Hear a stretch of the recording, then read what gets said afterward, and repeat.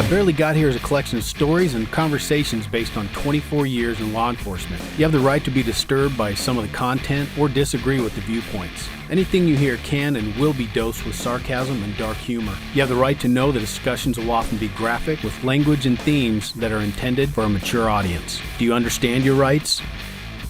Then buckle up, Buttercup. We're going 10-8.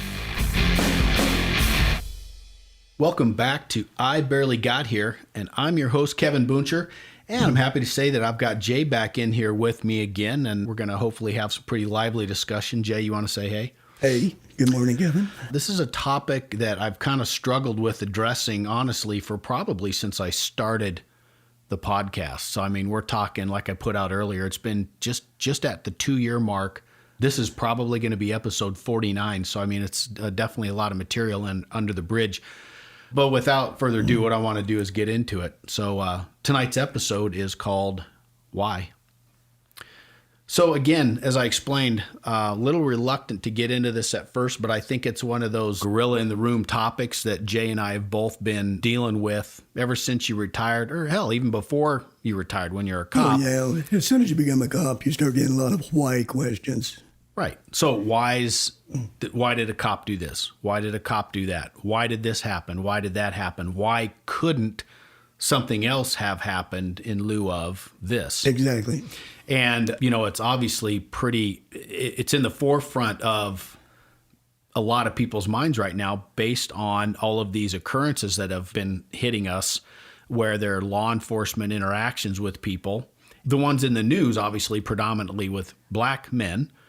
So we got more questions. We got phone calls, we got text messages. And, you know, I approach this probably similar to Jay. You know, you see these videos, you see a clip, you hear a news story, and I guess, and I don't know if engage is the correct word, but you'll watch a bit of video. You'll listen to some pundits talk, depending on what channel they're on. And, you know, I mean, I don't think news people are really news people anymore. They're more opinion people anymore on this stuff. But so you watch it, but you don't delve into it too much because you find yourself going down the rabbit hole.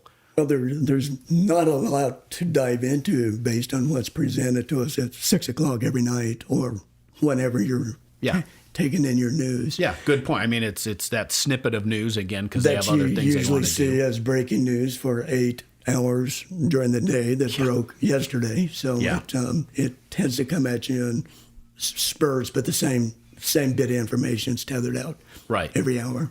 And, you know, when you look at it from the cop's perspective, we know and we're well aware from both, you know, being a police officer and then being retired and on occasion working the defense side of some of these police interactions, there's a lot more to the story than just that little snippet of video. There aren't always, you know, in my private practice, any of the clients that I represented whose stories made the media, the presentation of their situation or their arrest for any particular allegation, alleged crime that they were involved in, anything that was presented on the media, by the time I got my hands on the discovery, it was completely different. Yeah. You know, you're getting one scene of the movie, you know, one chapter of the book, sometimes only one paragraph of the book. So you're very limited in what you're able to assess when it's presented to you over your TV or in whatever format you're getting your news these days. Right. And I think the problem's perpetuated when, again, depending on what news outlet or news people you listen to, it's very easy to slant things in a certain direction. And we know that as well. So again, when people approach me, and I'll speak for myself, Jay can speak for himself, but, you know, when they're asking for opinion and what do you think of this and what do you think of that, you know, my reply usually is, I don't, because I don't have enough information to make an assessment. There are a couple, and we'll get into those, where probably even just that small taste of what you see and hear on the news gives you enough to form an opinion on. But the majority of these police use of force incidents, there's not enough. There's just not enough information presented on that, 20-second blurb on the news, and then, people weighing in with whatever their opinion may be. So it's an easy explanation for me is, you know what, I don't. I don't have an opinion one way or the other. I tend to maybe render more opinions just because I think I like people asking me for my opinion, and I'll weigh in with a caveat that just says, we're only seeing this much, you know. So chances are, by the time this thing shakes out, we're going to be able to have a different conversation in the driveway or over drinks or dinner somewhere. So understand that, you know, this is my opinion today based on what you and I have both seen, which is very limited. But I think by the end of the day, we'll have a different version. Sure. I think the one thing that I want to throw out that hit me and why I kind of form the opinion in the way I do, and again, most cops will tell you the same thing, that, you know, there's always, it's hard for you to render the opinion without all the information. But there was a shooting years ago, and they had officer-worn cameras on it. And there were two angles taken. And if you watch the one angle, you would swear and you would give the opinion that they shot this man without any reason. He wasn't armed. He wasn't doing anything that would, give them justification for shooting him. But then when you flip to another angle from another officer, he was armed. And it was just all in the way the cameras played out. And I thought it was probably the best example. I couldn't tell you what case it was, but probably one of the best examples and where I really learned that, you know what, you just can't take the majority of these incidents on their face of one video. I think I remember the case that you're talking about. I probably saw the same video over in the news. Convenience store? Yeah. And probably. And I liken that to when you see body camera footage of an officer shooting, and another officer has a different perspective. It's all perspective, you know, where Yes. you're at, what you're seeing, what you can articulate that you're seeing, and your perception. Because we've had officers shoot people in the back, you know, because they saw a guy had a gun, was about ready to shoot the guy that was standing in front of him that couldn't see the gun at the time. Yet the guy in the back shot him in the back, which he did the right thing. Right. So it's just perspective and where you're at and what you're able to see, including on the video. So I agree with you completely. You know, it's very difficult to render an opinion from a 6 o'clock news clipping. Right, for sure. I think part of it is, and Jay won't say this, but Jay's just quite frankly a nicer guy. And so I think what he's trying to do is when these people hit him up, because again, we understand, you know, people are confused. They have a lot of questions on this stuff. And then us having done the job before, I think Jay's just trying to basically, you know, help these people out and help them understand. Yeah, I mean, I don't think I'm a nicer guy, but I think I do like to help. For sure, a nicer guy. I do like to help somebody kind of understand the mind of somebody with 42 years of experience in this business. Sure. You know, and so I try to help them tuck away whatever questions or whatever the concerns they may have. And sometimes I can, and other times I just say, throw my hands up and say, I can't. Right. You know, like the Capitol event, I had a million questions, you know, the insurrection at the Capitol, you know, the what ifs, the whys, and everything else. And I had a ton of questions there too, But again, we got to see that play out for like 4 and 5 hours. So there was more video of it. It wasn't like looking at a police body cam of a 2-second event or a 10-second event. So Right. that was a different beast. And we're not going to get into that one, are we? No, we're not. Oh, God, yeah. Good. I don't want to get into that one. I think we're going to have plenty of material as it is. You know, again, I think another thing that brings confusion to people is the fact that police are typically very closed off with the release of information after these events occur. I will say it's gotten better. I mean, I remember the days when something would happen, the police would basically shut down and they wouldn't release things for sometimes weeks. Yeah. And now you almost have less than a 24-hour turnaround of releasing body-worn cameras. Yeah, it's amazing. I mean, how quick the turnaround is. Yeah. You know, goods and bads for that, I think. I think there's goods and bads, but I think overall, I think it's probably a good thing, because in the cases where I feel like it exonerates the incident or the issue, I think that it gets it out there quicker. I don't think the release of the body cam necessarily inflames the public any more than they're already inflamed. Agreed. Yeah, so I think so. the quicker the release, you know, probably the better for everybody. And even if it is, you know, super bad, it's like ripping a Band-Aid off. At least it's out there. It's going to get out there anyway, and it doesn't show any hesitation or deceptive or any shenanigans going on behind the scene. Right. And, you know, the implication is that a lot of this time, when they say the police are not releasing that information or this or that or whatever, you know, the easy grab is that, well, they're protecting their cops. They're protecting a bad cop. They're this, they're that. And I would say that, yeah, in some cases that's probably true, but I think in a lot of cases what they're trying to do is make sure that they put out correct information without, like Jay said, inflaming anything. Because I agree on the video. I think that if you don't release the video, especially in this day and age when people essentially expect it. I mean, that's the day and age we live in. Right. There's probably 6 other people shooting different perspectives of the video on their iPhones. And somebody else will release it anyway Exactly. if they don't soon. But if you don't release that, it just lets people's minds go wild. It lets them imagine and, make stuff up, essentially. It does. And I mean, recently in the last day or two, I think there's an incident in the East Coast where the department is bound by law not to release it without having a court order. Yeah. So there was some chatter last night about why can't we get this? Why can't we get this? And in my mind, I'm thinking, well, just wait till the court's open tomorrow morning. You'll have a court order. It'll be released tomorrow. But right now, they're complying with the law as directed in whatever jurisdiction that this event happened to occur in. Right. And, the one thing I wanted to throw out there, too, is, understand that Jay and I are recording this episode now, and it'll be cleaned and edited and et cetera, et cetera. So this episode's probably not going to air for another week and a half, if not longer. And, who knows between then and now. But, the things that we're talking about, if you're listening to it, just remember that this was maybe 10 days ago or a week ago. Exactly. Because who knows what's going to happen between now and then. And there's a few that are pretty hot on the blotter right now, so to speak. So I think what we're going to do is we're going to talk about the bigger incidents that have occurred. We're going to kind of weigh in on those and try to explain our viewpoints and why we think a certain way or why we believe a certain way. I think that we're well within our experience level to do so with, you're talking about a combined, Jay, 44 5 years law enforcement and, 30 plus years. 30 plus years of PI experience again. And again, Jay carrying a lot more weight with the PI side of it. But I think we're in a good position. And as we discussed earlier, I think that you'll find that we're common sense. I think we call the bad apples bad apples. We haven't been afraid to take cases on with the defense when we feel that law enforcement was in the wrong. That and we haven't been afraid to disagree with one another on some of those cases. True, too. Yeah, absolutely. So I think we definitely have the background.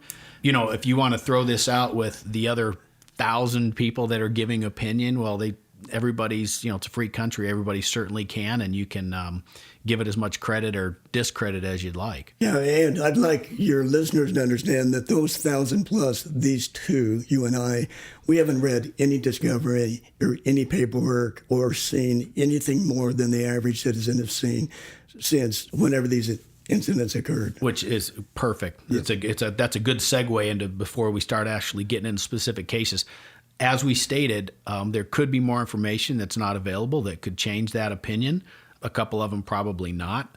But, unless it's a case, like if Jay and I are in a case where, we were retained by a defense attorney, then obviously we'd be privy to much more information and we would digest that and everything else. But for this stuff that we're talking about, we're not involved in any of it other than just a private citizen seeing and hearing stuff on the news. Consumer of the same stories there you go. Everybody else is hearing and viewing. There you go. I'm just going to throw one out there. I think the most recent one, because there's a court finding on it, is the Chauvin George Floyd case. Okay. In that case, again, I don't think I need to get into too much detail, but you had a cop who had a struggle with a guy, and my understanding, again, is that this guy was contacted and arrested for passing a forged check. $20 bill. Bill. There you go. Yeah, passing $20 a forged bill. There was a struggle initially, and they got him under control. They put him in a patrol car. He started kicking at the windows, trying to get out of the patrol car. So they pulled him back out, and then they essentially tried to control him. And part of that control was getting him on the ground, and one of these officers having his knee, on his neck. The video's out there. You can obviously watch it at your leisure and digest it. And that hold or that knee stayed where it was for 9 minutes or so. I think 9 minutes and 29 seconds. There you something go. Like that. Which, again, depending on your viewpoint of, court findings and proceedings and expert testimony and da-da-da-da-da, is that what killed this guy, or was it the fact that he had drugs on board? Was it the fact that, obviously he struggled? That's not what we're going to argue. Again, could all those things contribute to each other? Sure, they could. I want to talk about the incident specific to the police involvement with the guy. So I'm just going to throw it out there. So just on its face, Jay, do you agree with the tactic that was used? I don't. I don't agree with the tactic. Well, I should say I agree with some of the tactics, the initial investigation, the initial handcuffing and arrest for the passing of the $20 bill that was counterfeit. When you look back at it, and I know there's a lot of questions now, is a man's life worth $20? So, they should have just walked away from that investigation. And I know that's how the clerk feels. I saw some of his testimony recapped where he felt quite guilty about even calling the police to come investigate it because at the end of the day, Mr. Floyd died. Right. But I agree with the law enforcement has the right, and they have to investigate. It's a duty. It's a duty. It's a command to enforce the law and investigate and arrest, and that's just part of our judicial system. So that's what we do, and that's what they were sent there to do. However, their tactics about putting him in and out of the vehicle. I understand a little bit more now, and now that the verdicts come in and the trials occurred, that he had a huge problem with the confined spaces. And he's a big guy, big backseat of any police car, whether it's a Denali or Yukon or whatever that they're SUV tight. was. They're tight. Yeah, they're tight. They're claustrophobic. They make you feel bad, especially when you're handcuffed to the back or the front. It doesn't matter. They don't feel very comfortable. It's not like driving the movie in your whatever vehicle you have. Right. So they got him out, but then they moved him around to the other side of the vehicle, and then that began the problem of containment and control of this guy, of a handcuffed man he was already handcuffed. So I completely disagree with the officer Chauvin kneeling on this man's neck for 9.5 minutes. So from what you were watching in the video, was he? Because again, you got to understand. I'll be the first one to say that I had my knee on people's backs and I had my knee on people's arm or their leg or whatever else. I don't know that I would specifically aim for a neck or even a head, but this guy obviously had it there, and I don't know that his motive was to hold it on his neck, but was it still all in an effort to basically control him? Well, I think initially it was, but I'm not sure the purpose and the reason, right? For having his knee on this man's neck for as long as he did. Let me ask you this. Let me stop here. When you're in the academy, did they still teach the carotid hold? They did, and they did me too. Back when I went through the academy, the choking people out and the carotid hold was an acceptable police procedure for controlling a combative individual that you were trying to arrest. Mm-hmm. And so I, through the course of my career, have choked out carotid hold, several people. But when, first of all, it's very difficult to do, especially wearing a jacket. It's almost impossible if you're wearing a jacket to get somebody to actually go unconscious. But having been choked out in the academy myself and knowing what it feels like to lose consciousness and then go to the ground, I didn't like that feeling. And I knew when you're going out, there's nothing you can do about it, and then you're out. And then immediately we're taught to render aid, either handcuff them, roll them over the side, render aid, get some help coming your way. Back in the day when we were doing it, we weren't instructed or forced as part of operation orders or general orders even to call a paramedic to examine you then. They just woke up and you took them to jail and there wasn't an issue.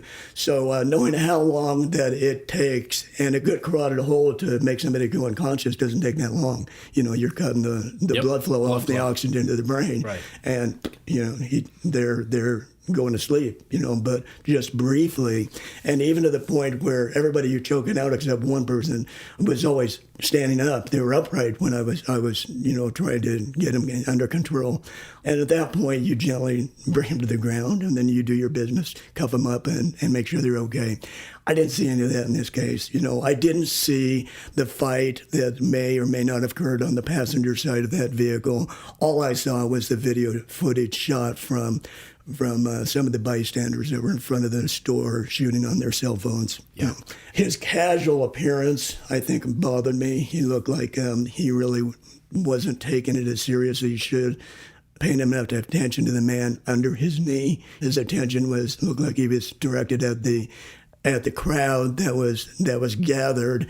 However, he had sufficient number of officers that were between him and the crowd, if I understand correctly, that he wasn't being threatened at that time. He was being protected. So I was deeply offended, and like the rest of the community, the world that saw this video, that he knelt on him for as long as he did. He killed the guy. Yeah. Well, to what percentage did he kill the guy?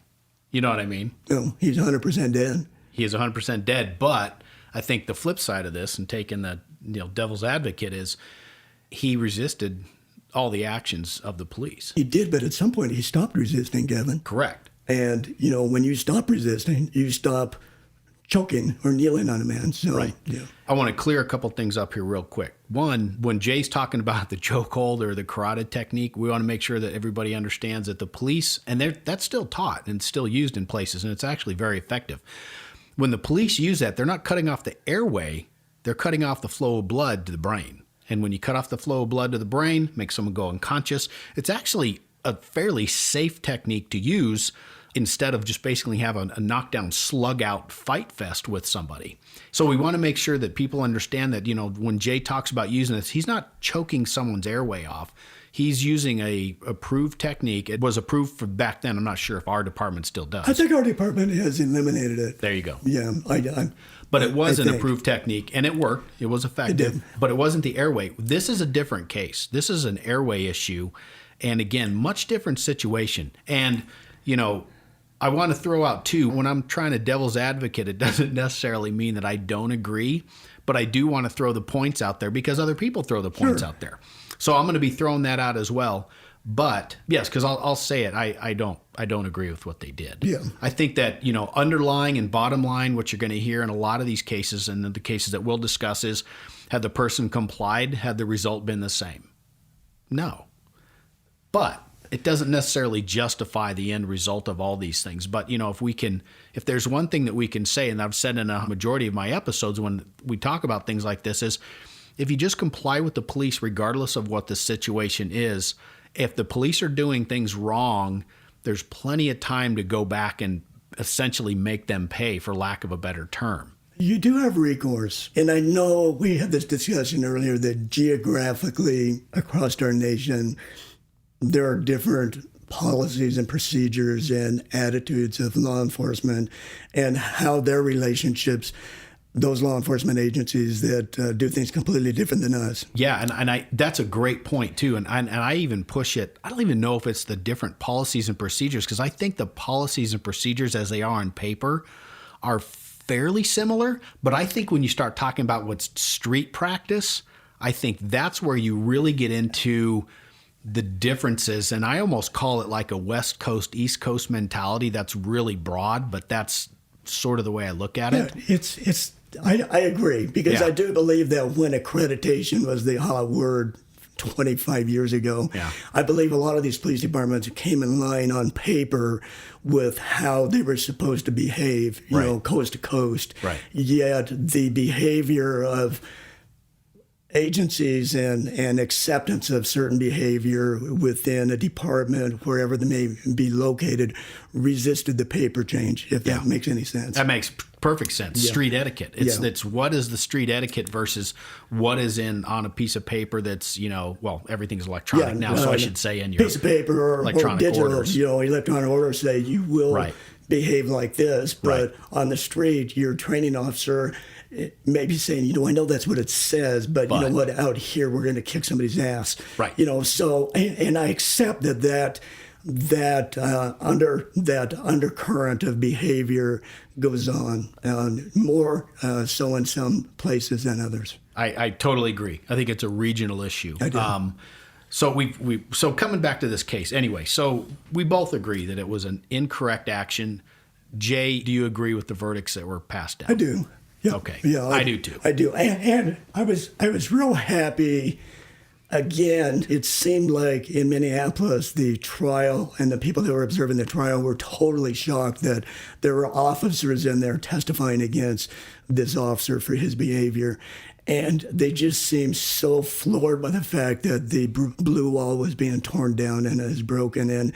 And to me, that wasn't much of a surprise. Mm-hmm. I would have expected that in any police department, that somebody would step up to the plate or step on the stand and raise their hand and swear to tell the truth, and they would speak truthfully. And no matter where things fell, they would have to say that. So, again, geographically or regionally, the people that were observing and trial watching this were completely surprised. And, I wasn't surprised, although I was happy that I didn't see anybody try to temper their testimony, try to dilute the same position it seems like you and I share on that event, knowing what we know. Right.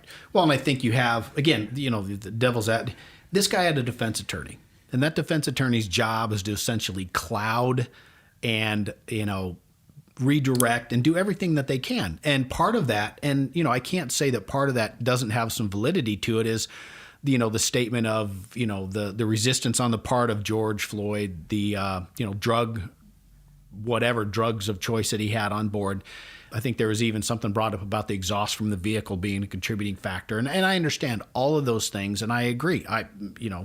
To a point, they do factor in. But the bottom line is what the officer did is what killed him. I mean, I'm convinced. Exactly. And another point, too, is 12 jurors of his peers, or 12 people from the community, or however many their jury pool was made up, listened to both sides of the story and rendered a verdict relatively quickly, because there wasn't a lot to debate there. The prosecution did a very good job laying out their case. The defense did a very good job of laying out the thin case. The only thing they could. The only thing, the only things they had. So let me ask you this. Do you feel that jury was coerced, was pressured based on some of the politicians' statements that occurred? I don't think so. Factoring in, if I was juror in that community and I knew a not guilty verdict would certainly inflame the protests and the community rally behind the guilty verdict that they wanted, I think that might kind of weigh in the back of your mind. But I think had they been really considering that, the verdict would have taken a lot longer to reach. I think it would have. This was cut and dry. So and I'm glad there was body cam and there was footage from civilians that filmed it. Again, going back to the world we live in, it's much more visible than the world we used to live in, and I think it's a good thing.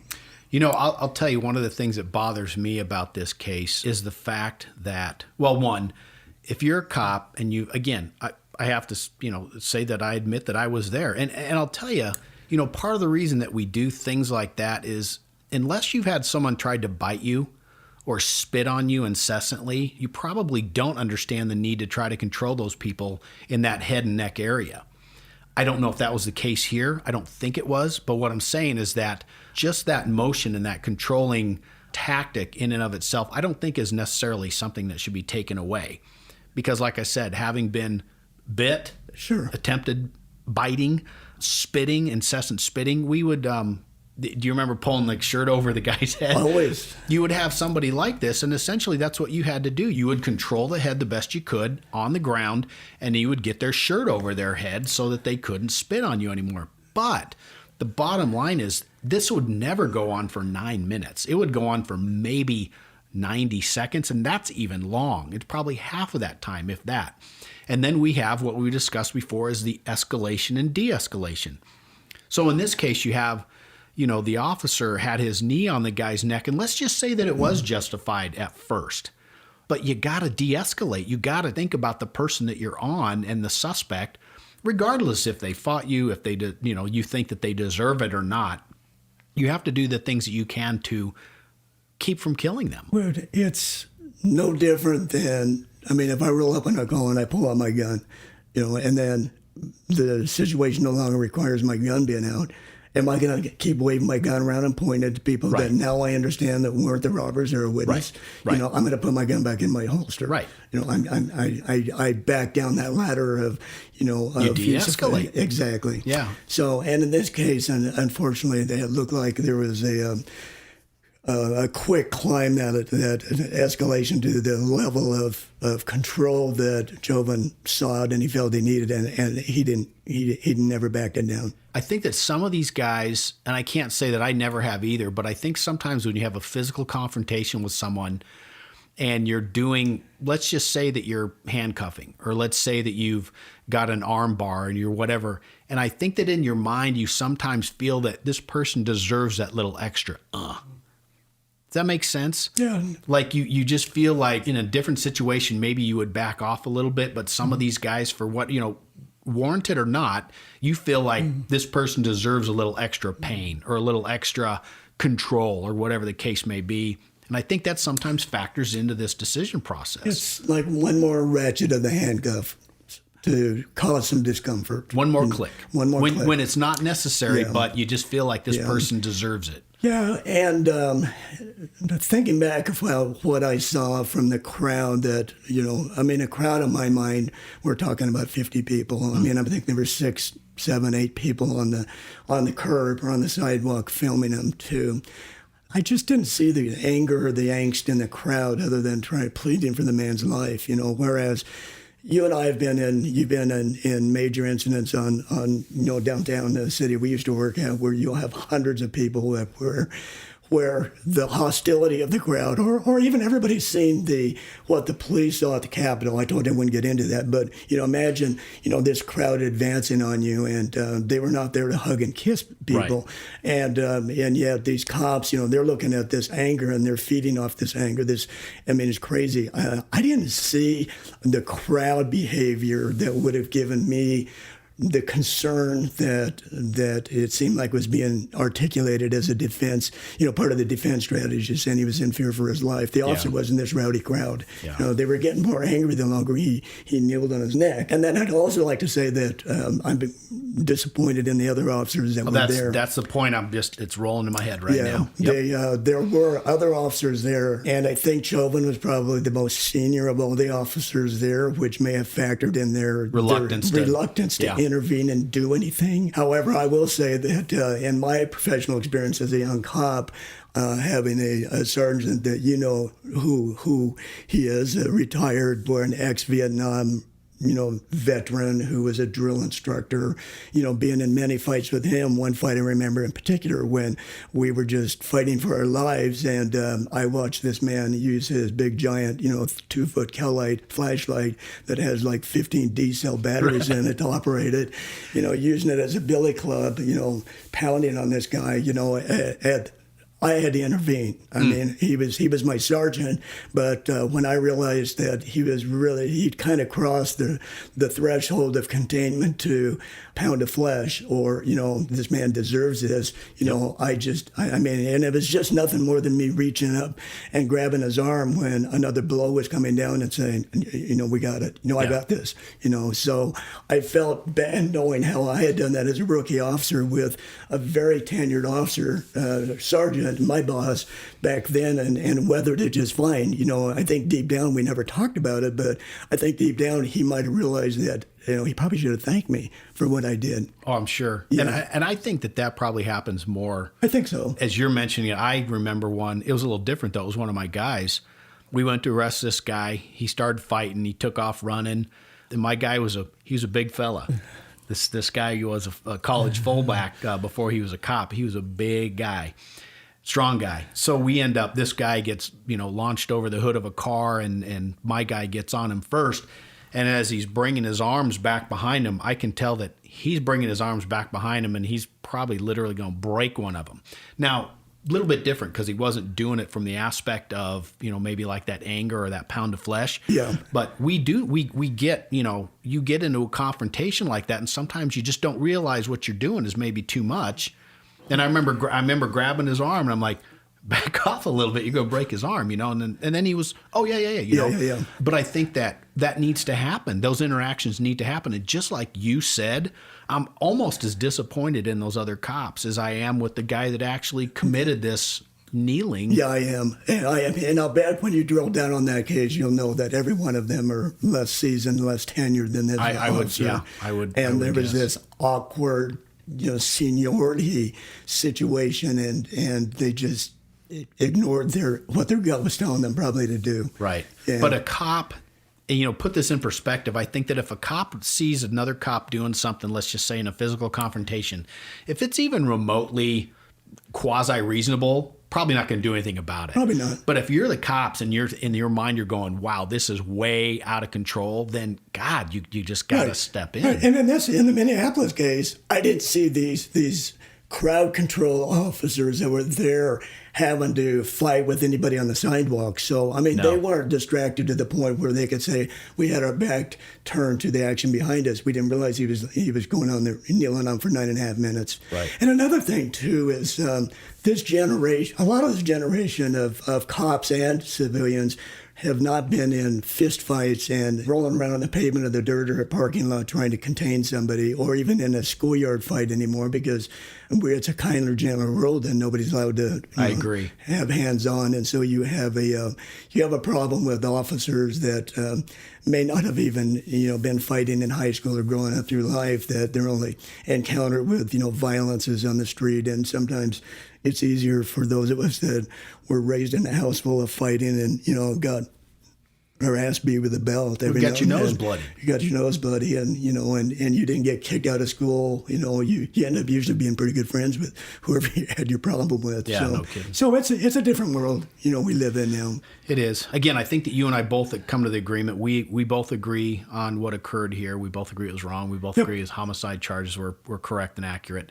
I again, the issues that brought us to that point could have been avoided, but it doesn't necessarily, well, I shouldn't say doesn't necessarily, it doesn't justify the ends. Right.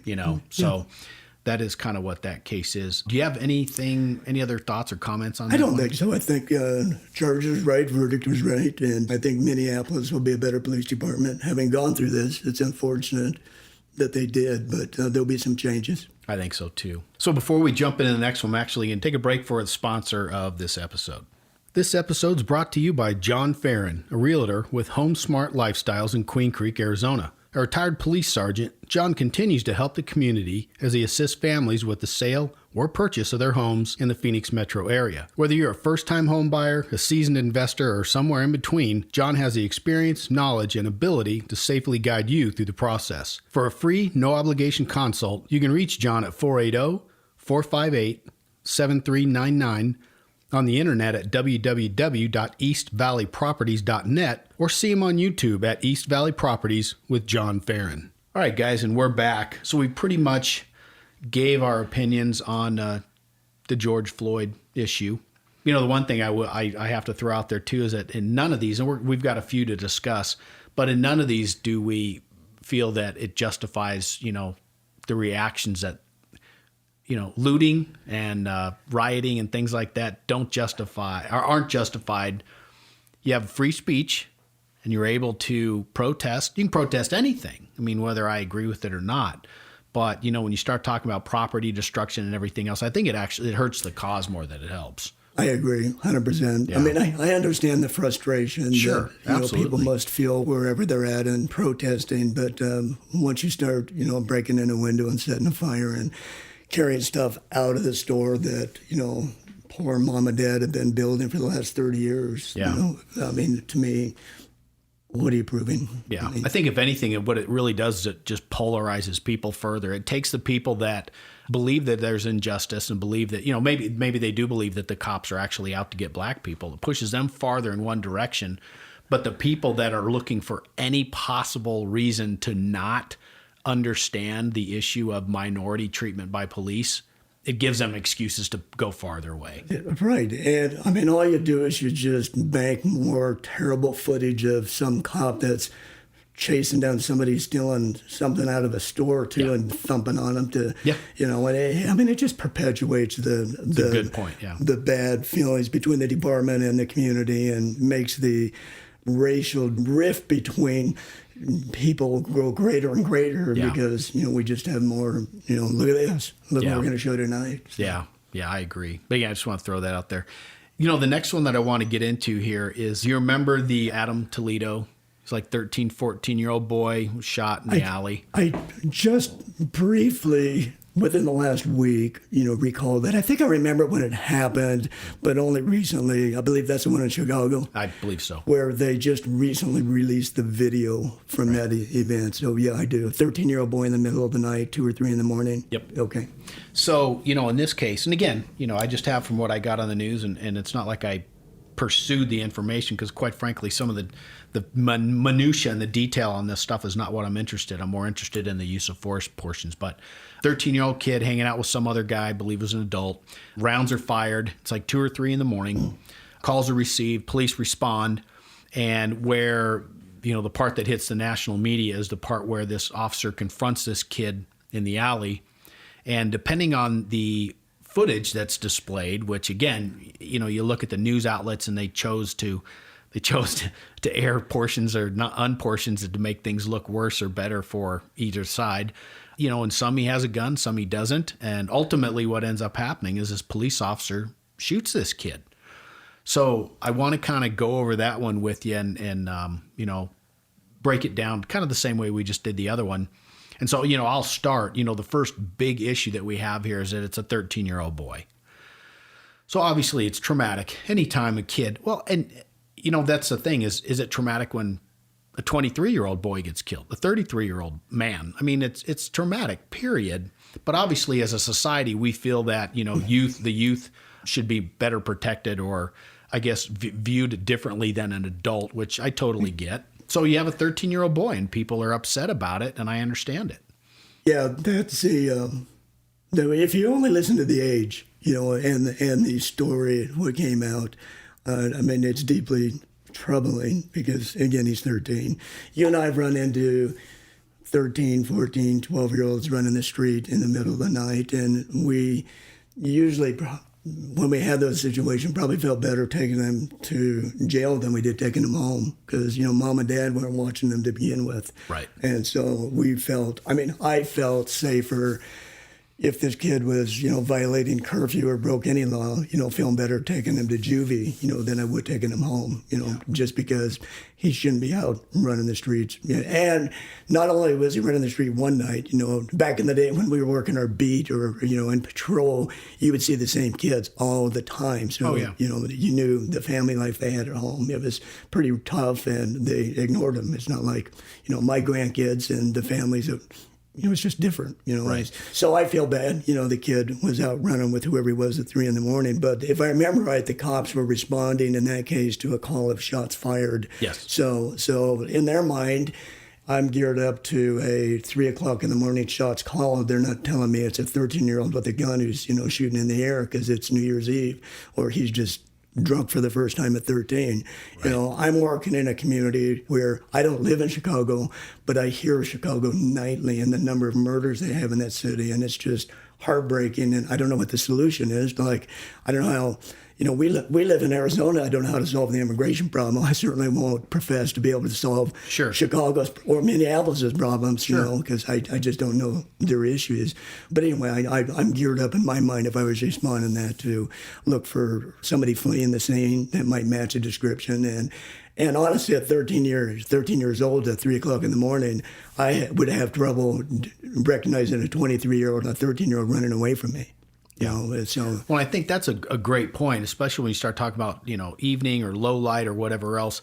After the fact, we find out how old these people are. But when the police respond to a lot of these things, often based on body size, demeanor, actions, speech or lack of speech or whatever, you're not able to ascertain whether this person's over 18 or under 18. You have a body moving away from you, and if I remember right, this young man was trying to get away. Oh, yeah, he was on foot, running either in an alley or, on the street or where he was running. Right. And what video that I saw, and was just, I saw the same video like about 8 times before I saw the second video, because the first time I saw the video 8 times was a video where they showed just like a 2-second clip and then they froze it when this young man got shot. Yeah. And you couldn't see a gun in the video that I saw. And those were the first maybe half dozen videos that I saw. It was only sometime later, and I wanted to say a couple hours later, before I saw what was on the other side of the fence. Yeah. So again, we get the age issue, and we understand people's anger and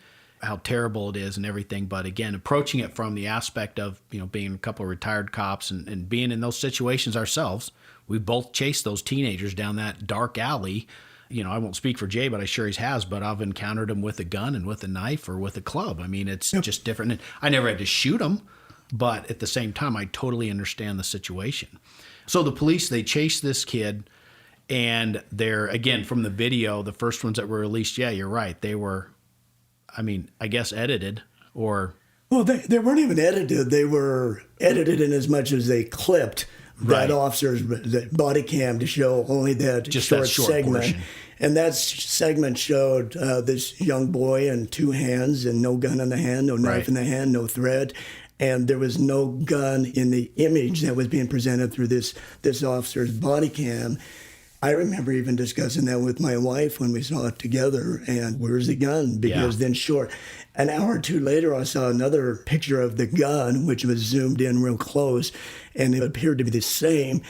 And in my mind, I thought it was on the officer and the 13-year-old side of the fence, and it actually was shot from the other side of the fence where the young man had dropped his gun. He ditched it. He ditched the gun, and which is only feet away from where he was shot. You know, so it was like if it's a wooden panel fence, and there was a section of this fence cut out where he just was running. Probably one of his running movements, dropped the gun and spun. You know, and so. I'm sure the officer saw hand and gun as he was running, just was unable to see that gun slipped through some slats that were no longer in the fence when he spun. I'll get to the point on this one before we keep talking about it. But so your thoughts, justified shooting or not? I think it was justified. Okay. I do as well. So with that said, we'll continue to move down this path. So you're chasing this person in a dark alleyway. You've already know that there's been shots fired.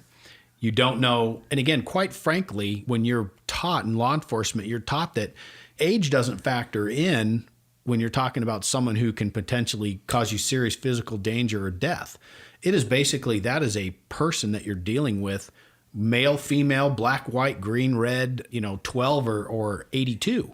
The fact is that they're a threat to not only you, but the general public. Right. I mean, in this case, there is one person at least that's discharged a weapon, right? And it's 3:00 in the morning, and so you have a human there who has the ability to have he's possessing a deadly weapon, and he's already fired it, however many times he fired to get somebody to call the police. Right. So you have to factor it in that way, and again, when you couple that with a police officer, especially, and unless you've done that, you just can't imagine how many variables and how many things are going through your mind. Unless you've chased somebody in a dark alleyway that has a gun that any minute could turn around and shoot you, you just don't understand the thought process that goes into dealing with that. You've never wanted to be so small in your life, to be a small target, or wish you could have your car chase with you. Because I was just going to say the car. Yeah, because, when you're in your car, even when you're chasing somebody who's shooting at you, you're just, you duck as low as you can. Okay? You're kind of driving, but looking underneath the steering wheel, hiding behind your engine in the end. Yeah. But when you abandon your position of cover and concealment, and you no longer have the ability to deflect bullets with that, that motor that's in front of your engine, and it's scary. It's scary. You're very vulnerable. I mean, a car, and again, we could get into the ballistics of a vehicle. They're not the greatest thing ever, but you know what? It's something. Oh, yeah. And another thing, too, is when you're chasing somebody, you're not just chasing somebody. You're on the radio, you're broadcasting where you're at. You've got a flashlight out in your offhand and the radio usually in the same hand, or you're trying to work a microphone on your lapel and a flashlight. And in this case, the guy had his gun out because he was chasing somebody with a gun. Right. There are a lot of moving parts and mechanics going on when you're doing this. And the whole time you're doing it, you're dealing with the adrenaline burst that you're experiencing, and you're chasing death. Yeah. At that point, and you want to catch it, but before it catches you. So, it's just a scary event. Yeah, and I'll even take it a step farther. Depending on the area or wherever you're working, you still got to worry about something coming at you from the blind side or behind you. The area of town I'm talking about when we used to, we were instructed, don't chase somebody there because you're going to get clotheslined or you're going to get ambushed in the area. So there. And we're talking about Chicago. I don't know what side of Chicago it was, but again, you're talking about an area to me that sounds scary as hell to work in, just because of what I hear on a nightly basis. Yeah, I agree. So, again, so the age thing is I don't know. I guess I think it's irrelevant. It is irrelevant. I mean, that's the way to put it. Jay. I was going to say, it sounds kind of callous to say it, but it is irrelevant. It's from the police perspective. Completely irrelevant. If the person is able to commit pointing a gun and pulling the trigger, essentially, you treat them the same as anybody else. You do. So the cop chases this guy in the alley. We just went over, the difficulty and how many things are going on at the same time. And it's funny because as you're saying that, I'm thinking in my mind the times that those things have occurred and you lose something off your belt, or, you drop your flashlight and you got to run back and grab it and get going. I mean, all those things that occur. I mean, I remember dropping my gun, before we had security holsters. So I remember chasing guys, chasing one guy in K9 where I felt something hit the back of my leg while I was chasing this guy and releasing Austin to get him. And it was only after I'd gone like a quarter mile and I pulled my dog off of this guy, and I realized that, oh shit, my gun's not around. But I remember something hit in my calf when I was running. I had to go back and grab my calf. But another example, I didn't have my gun out because there was just too many things going on chasing this guy. And he wasn't a threat to my life at the point. He was just trying to avoid apprehension. Right. And he was a Villanova track star, but he couldn't outrun a dog, that guy. Not even those guys. Not there. So anyway, we come back to ours. He chases him in the alley. So let's get to essentially the point of where things are bad. So he confronts this kid in the alley. He does see the gun in the kid's hand. He sees it clearly. And I mean, even in the video, you can see the gun in the kid's hand. Now you can start talking about, okay, well, it could have been a pellet gun. It could have been a toy gun. It could have been this. It could have been that.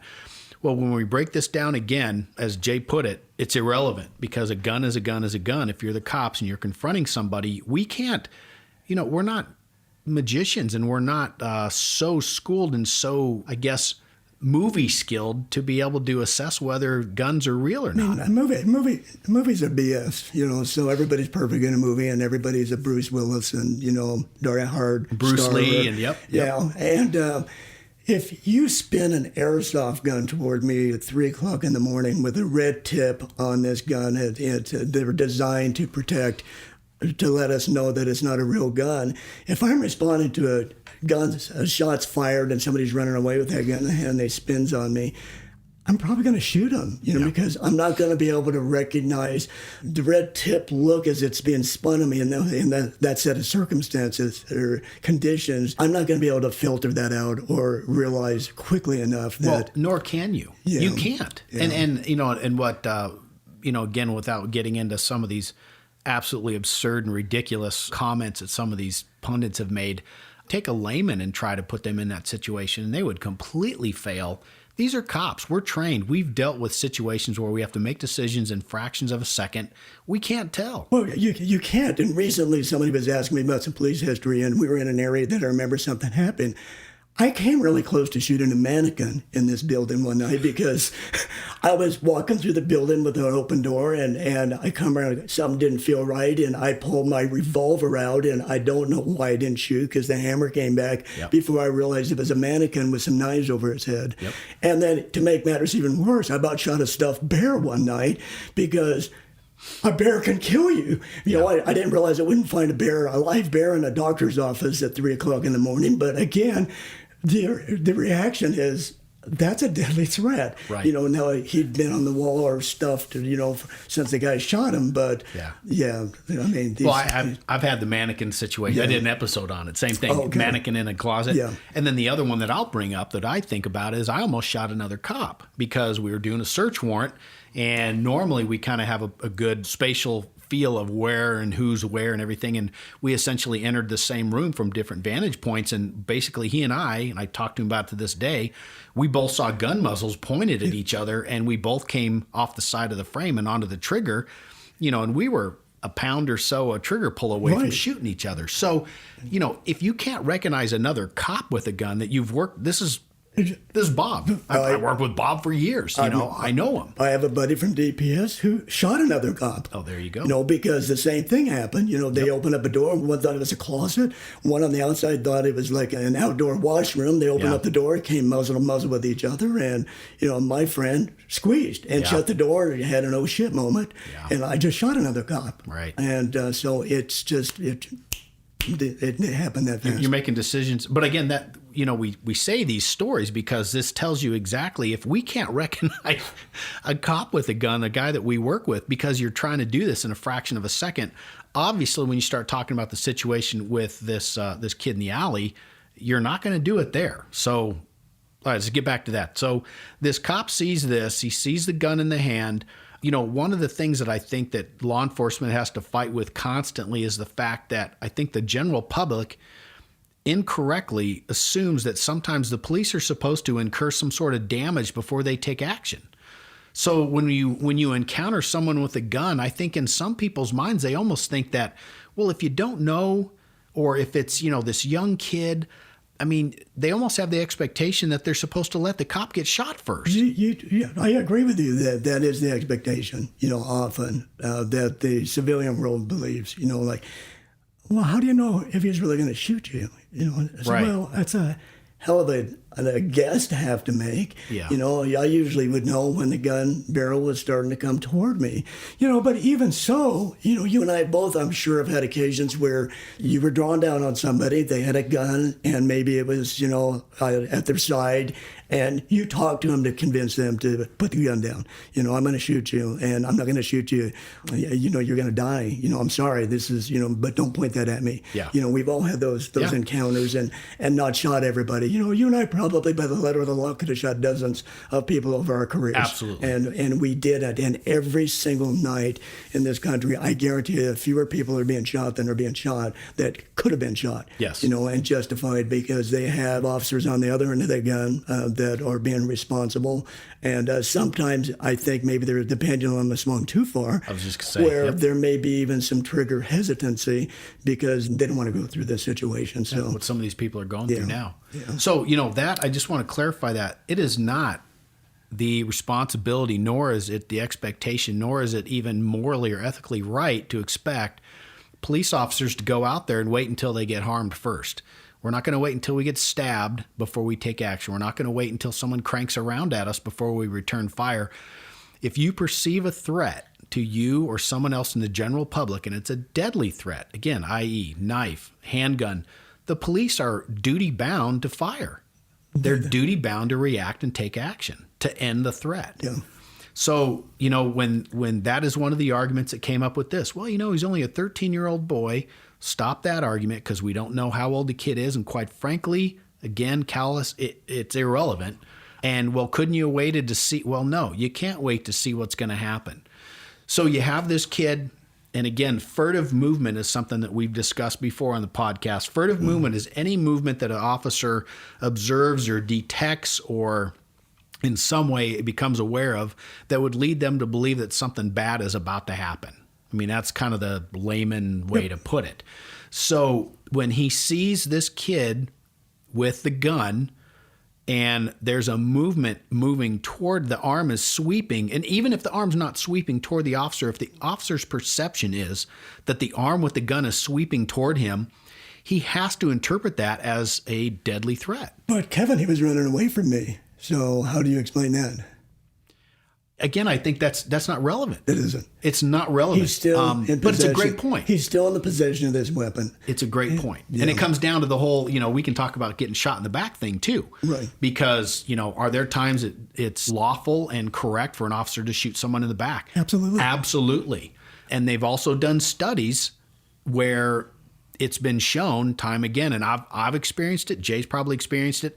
You'll have someone who presents a threat, and by the time you perceive the threat, they presented it, they've already made the decision to move away from you, and you still either shoot at them or you take whatever use of force action that you need to take. Yeah, there are human factor experts in this country and across the nation that will explain that in better detail. Yeah, much better. Yeah, if you are facing me right now, we're in your studio, you're facing me. If you decide to shoot me, but then you change your mind and you turn your back, by the time I've pulled my gun out, it's statistically, it's not uncommon that I'll shoot you in the back because I perceive the threat is still there. By the time the signal goes from what I see to my brain to process it, pull my gun out and react, that allows you enough time to spin in that chair and change your mind. But I've already engaged my reaction to your deadly threat. Your decision-making process has been started and it's not ending because it takes time, but it's also a very quick amount of time. Very quick. We're talking, just, half a second, it's just like that. Yeah. And again, it's not, this isn't just me and Jay throwing this out there. Oh, gosh, I cannot think it's the Force Institute. I think so. There's a very, very intelligent guy. He actually did some work with our department years ago, but they study this stuff way better than us and explain it.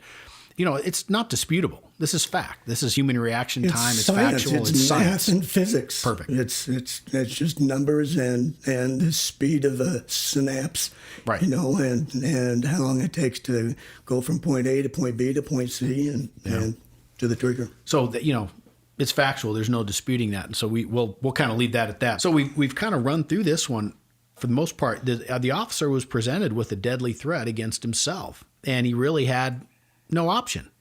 He had no option available at that point. Well, no, I shouldn't say no correct option. I mean, he had options. He could have waited to get shot. He could have dropped to the ground. He could have turned and run. I mean, those are but that's not what a cop is supposed to do. Now, you could take that. Okay, so take that when I said that he could have waited. Okay, if he waited, would he have been shot? Probably not, because it sounds like the kid's motion was to basically ditch the gun through the hole in the fence, right? Right. But you can't expect him to know He's that. not a fortune teller. Absolutely not. He can't see the future. He's reacting as he was trained. Exactly. And he did everything he should have, based on what we are being presented in the public domain. Totality of the circumstances, yeah, and what we know. And, and I'll I guess my end of this thing is, let's say that your loved one is a cop. And do you want them to wait and try to second guess somebody who may potentially shoot or stab them or run them over with a car? Do you want them to wait to see what's going to happen? Or do you think they should take action? Mine was amazed. I didn't shoot more people. She's completely amazed. People at the Capitol didn't get shot. You know, so I mean, there was a total amazement based on her experience with me as a cop for as many years as I was, and me in the business I am now. She's just shocked, and having had her on ride along sometimes when I would get back into my car and see her holding my nightstick, saying, "Why didn't you hit that guy? We didn't need to get hit yet, baby. He just needed a ticket. And she goes, "Yeah, but there were 4 of them." I go, "Well, they were just being noisy. They didn't hurt me." So. Well, and I think you made a great point. I think when you mentioned that the cops legally could be shooting a lot more people. They truly can. We'll talk about a taser issue later, but the tasers I think have helped with some of those things. But legally and in some situations they probably should be taking lethal force action when they're not, and that's for a variety of reasons that we touched on. But I think it's a great point. And further, when you start to talk about, let's not talk about lethal force, let's just talk about physical altercations. There's a number of times, and again, you got to remember, 95% or more of these cops out there, they're good people. They're doing a good job. They diffuse things because, let's be honest with each other, people don't want to shoot each other. Cops don't want to shoot people. Cops don't want to beat the crap out of people. In the vast majority of times, they are not seeking out a person of a certain color or ethnicity or whatever to beat them up.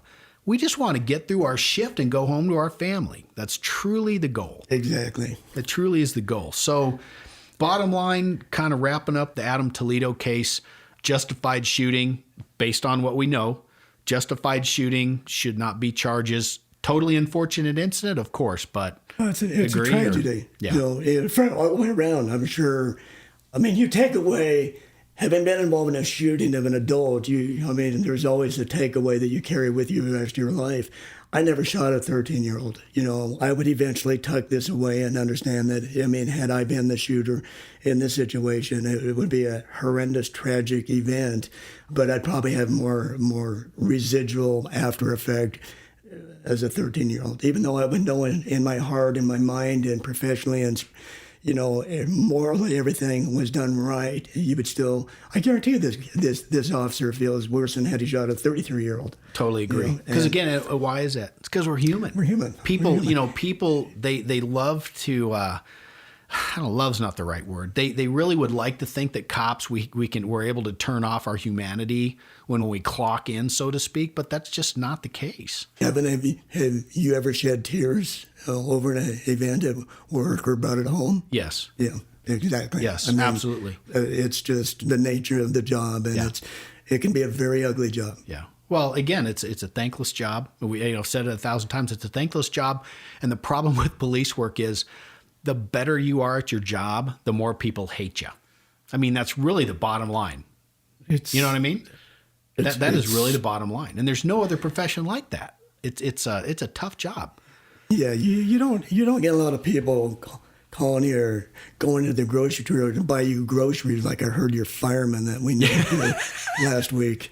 That never happened to me. No, didn't happen to me either. If you wouldn't even go in the grocery store because you're always afraid there's too many people around. And you had to watch your back too much. Right. Yeah. You're afraid that someone's going to smack you.